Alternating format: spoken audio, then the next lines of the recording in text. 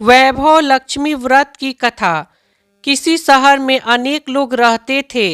सभी अपने अपने कामों में लगे रहते थे। किसी को किसी की परवाह नहीं थी।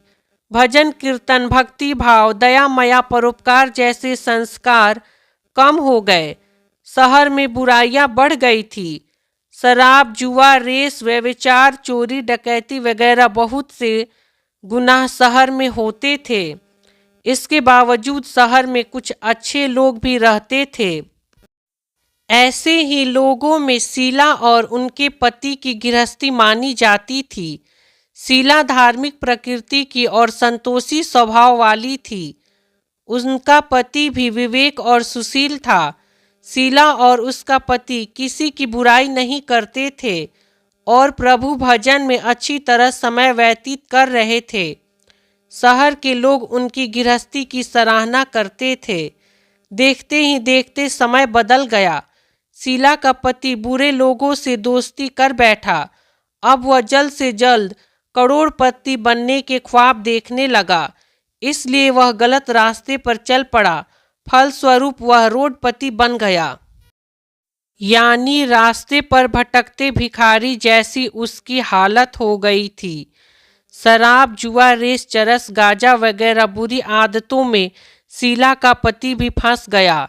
दोस्तों के साथ उसे भी शराब की आदत हो गई। इस प्रकार उसने अपना सब कुछ रेस जुए में गंवा दिया। शीला को पति के बर्ताव से बहुत दुख हुआ, किंतु वह भगवान पर भरोसा कर सब कुछ सहने लगी। वह अपना अधिकांश समय प्रभु भक्ति में बिताने लगी। अचानक एक दिन दोपहर को उनके द्वार पर किसी ने दस्तक दी। शीला ने द्वार खोला तो देखा कि एक माजी खड़ी थी। उसके चेहरे पर अलौकिक तेज निखर रहा था। उनकी आंखों में से मानो अमृत बह रहा था। उसका भव्य चेहरा करुणा और प्यार से छलक रहा था। उसको देखते ही शीला के मन में अपार शांति छा गई। शीला के रोम रोम में आनंद छा गया। शीला उस माजी को आदर के साथ घर में ले आई। बैठने के लिए कुछ भी नहीं था, अतः शीला ने सकुचाकर एक फटी हुई चादर पर उसको बिठाया। माजी बोली, क्यों शीला, मुझे पहचाना नहीं? हर शुक्रवार को लक्ष्मी जी के मंदिर में भजन कीर्तन के समय मैं वहीं आती हूँ। इसके बावजूद शीला कुछ समझ नहीं पा रही थी।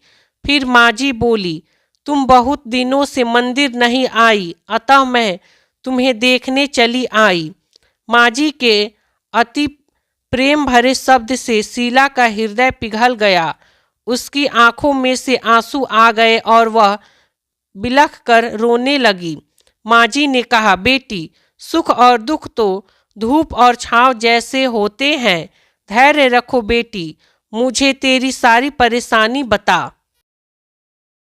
माजी के व्यवहार से शीला को काफी संबल मिला और सुख की आस में उसने माजी को अपनी सारी कहानी कह सुनाई।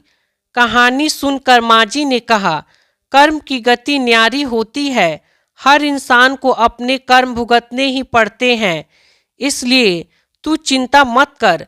अब तू कर्म भुगत चुकी है। अब तुम्हारे सुख के दिन अवश्य आएंगे। तू तो माँ लक्ष्मी की भक्त है। माँ लक्ष्मी तो प्रेम और करुणा की अवतार हैं। वे अपने भक्तों पर हमेशा ममता रखती है।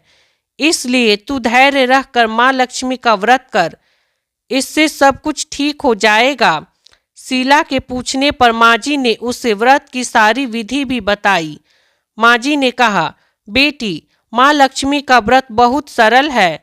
उसे वरद लक्ष्मी व्रत या वैभव लक्ष्मी व्रत कहा जाता है।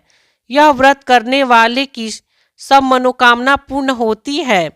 वह सुख संपत्ति और यश प्राप्त करता है। शीला यह सुनकर आनंदित हो गई।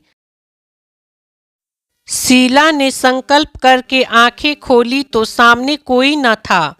वह विस्मृत हो गई कि माजी कहाँ गई। शीला को तत्काल यह समझते देर न लगी कि माजी कोई और नहीं, साक्षात लक्ष्मी जी ही थी। दूसरे दिन शुक्रवार था।